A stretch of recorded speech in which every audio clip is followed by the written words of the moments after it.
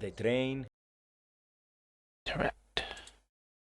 The first time I thought I understood God is while reading the autobiography of Malcolm X, the first real book my father had given me as a child.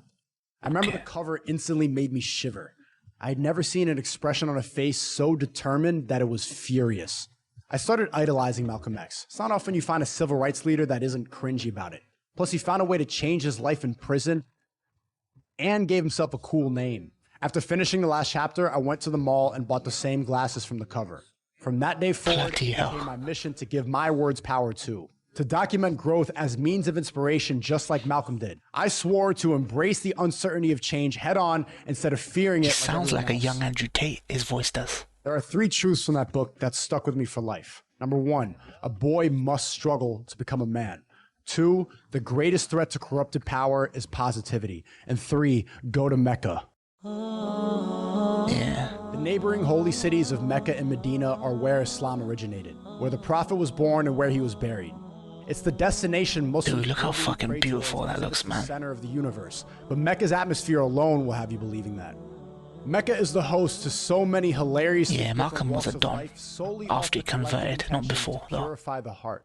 Visualize the madness of Times Square on New Year's Eve, but moving at peaceful chaos. A meditative energy so powerful and contagious upon arrival, it's overwhelming. Witnessing hordes of strangers naturally exist as if the passerby on both shoulders was their brother and sister. The simplicity of it is frustrating. Such a densely populated city commonly requires police ready in eyesight, yet the physical presence of security is nearly invisible.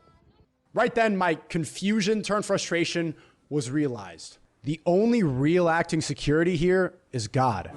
Never has his presence been so obvious in every thought, every word, and every action than in Mecca. It's visible directly on the faces of the pilgrims. The look of calm determination and innocence. Dude, all racism abolished here, fam. Sadness and compassion. I went completely silent for days while my soul adjusted from its familiar chaos to unwavering peace. Kid with security. I could finally lower my guard and pray fearlessly next to my brothers from across the world. So I could walk amongst a crowd of complete strangers with the confidence and familiarity of a soldier amongst his army. So I can look into someone's eyes and see it's a pure soul and not that little character created out of fear. The pilgrimage began in the city of Medina, where the Prophet led prayer and where he was buried. For days, I didn't utter a sound just to properly hear distant chatter between prayers. I listened to scholars and sheikhs share wisdom accompanied by coffee and tea. Every day at the sound of prayer call, I routinely followed, each prayer fixing the noisy static blocking my proper connection to God. I stayed silent while ego, depression, and fear desperately clamored for attention, each prayer wiping away cobwebs covering my heart. I wandered the streets of Medina with both newfound maturity and an infantile carelessness, equipped with the understanding of perfect oneness the creation has with its creator, armed with the realization no amount of drugs or therapy can supplement God. Reminded that although prayer in Medina is routine, back home it's replaced by weekends ritualistic drinking. I continued walking through the holy city just like the prophet before me, now fully aware of the uncomfortable truth. These coping mechanisms are mere bandages over the wounds of life, and there's nothing man-made that fixes damage done by God's creation. With every passing day, it becomes even more evident how the struggles of man will never be solved by worldly pleasures, how indulging as a means of distraction only grows the ever-increasing void in the heart. Yep, like the anime community. Each passing day reveals that the more glamorous the life is paid for by riches and fame, the more broken the soul is. Without God, they naturally worship celebrities instead. Anime. Like completely desensitized because everything is dramatized and sexualized, while Mecca is the place that tells you to be grateful just for being alive. The path of the West is a mind state of constant outrage and exhaustion, of false happiness and confusion.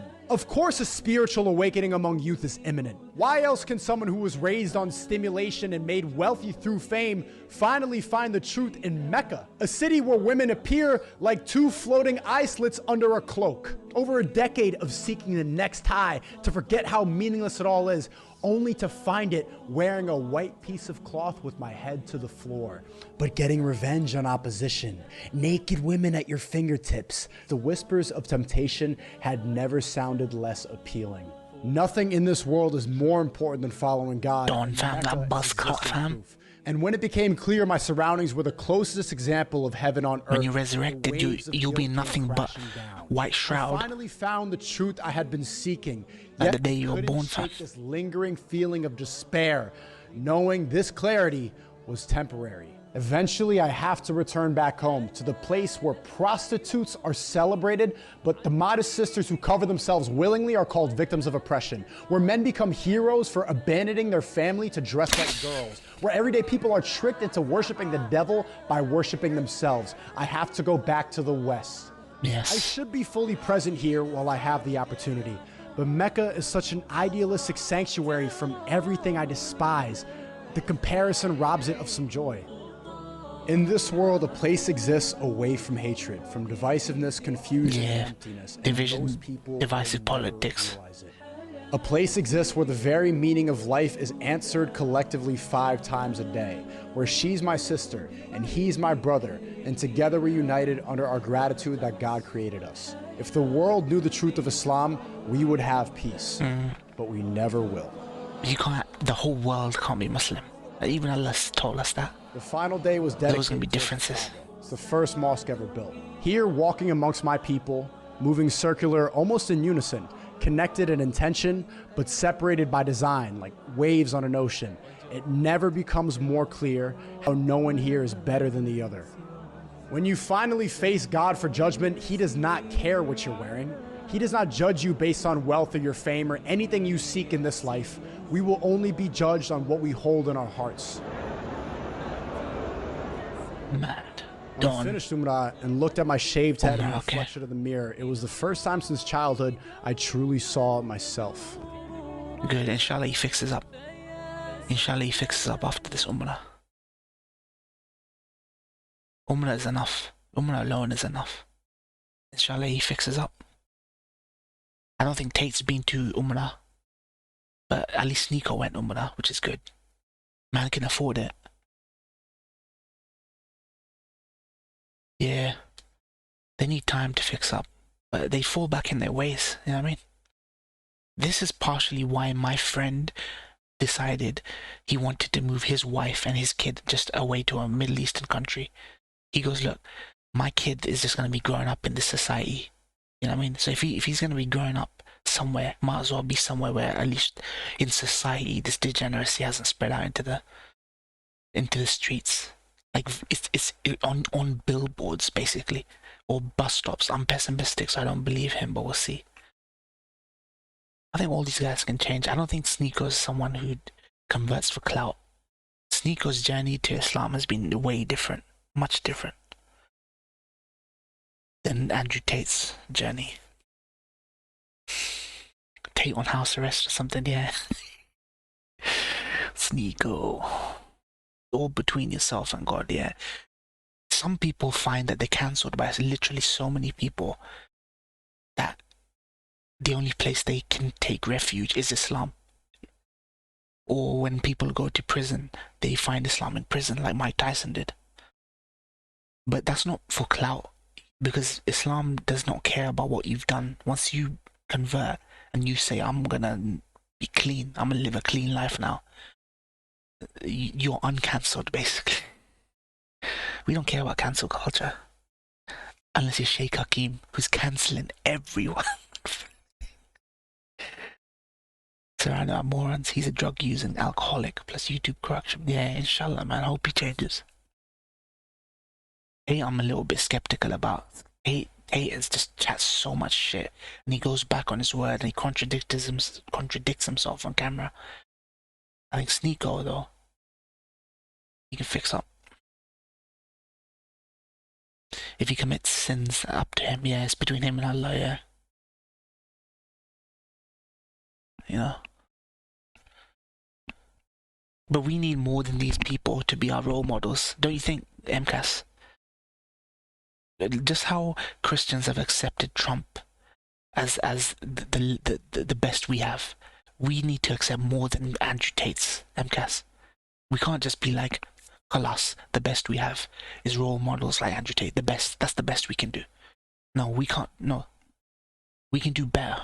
We can do better than these people. They don't have to be imams or sheikhs. We can do better than modern youth role models than Andrew Tate. We can do better than him. It just seems like becoming Muslim these days on social media is a get out of jail card.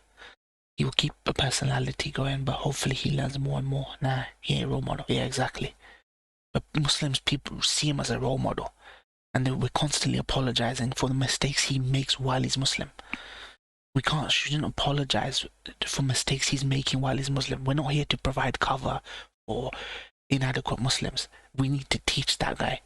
But no one's correcting him. I've noticed that everyone refuses to correct Andrew Tate on things that clearly go against things that how you should conduct yourself in Islam. Instead they support him against other people who have an agenda for calling him out. But we should be calling him out, not them. So inshallah, man. Inshallah. Alright, Vected, Kaiser, Bolligs, MCAS, Lurkers, thank you guys for watching this. I want to split these up and upload them. Yeah, he has much more to learn, because I'm not gonna lie, MCAS, these people convert and they have no teachers to guide them. They have no teachers to guide them. There's no one there. Like, you convert and then that's it. I'm Muslim in name only.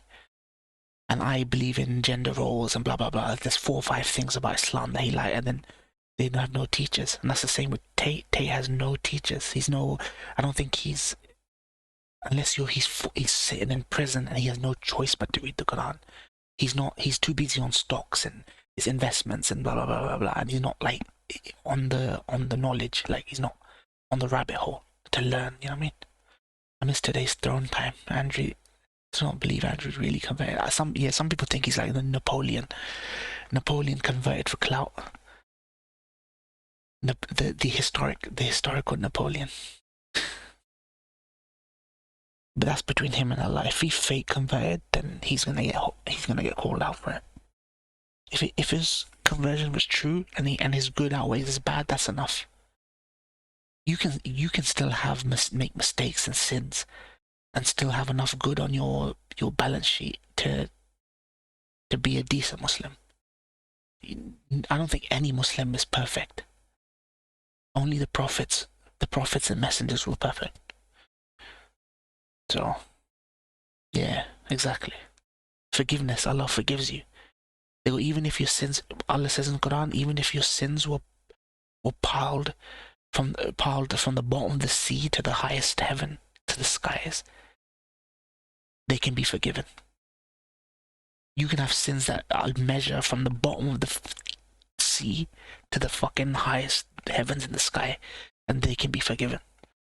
But there are certain things that can never be forgiven, so ain't he smoking away his good deeds daily? I don't know. He smokes cigars, I know. But he's one of them peeps that, like, I don't know how he justifies it. My uncle was the same. My uncle is, for me in my life, the best Muslim that I know. My uncle in Pakistan who passed away. He used to smoke though. And I don't think he could ever quit the habit. He could never quit the habit. But I believe in my heart all his good outweighs his bad. Our God's not a petty God, Kaiser. You ain't gonna go hell for smoking or doing a blunt here and there. But as long as you know it's wrong and you try your best to fix up on it, that's enough.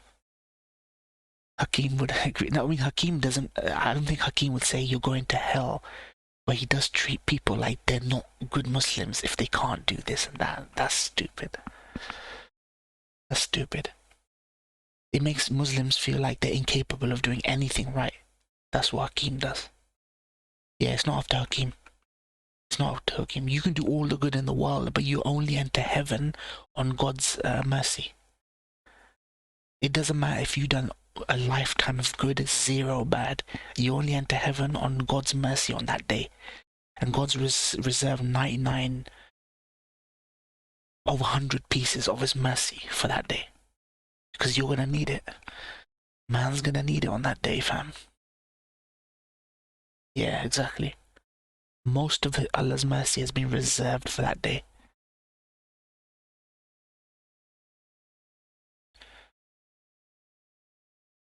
I mean, you never know, man. You never know. Makes you think of it, dudes. I got more packing to do. Need to pick up the moving truck in the morning. Alright. Thank you guys. And my bye-byes. Peace out, guys. Take care.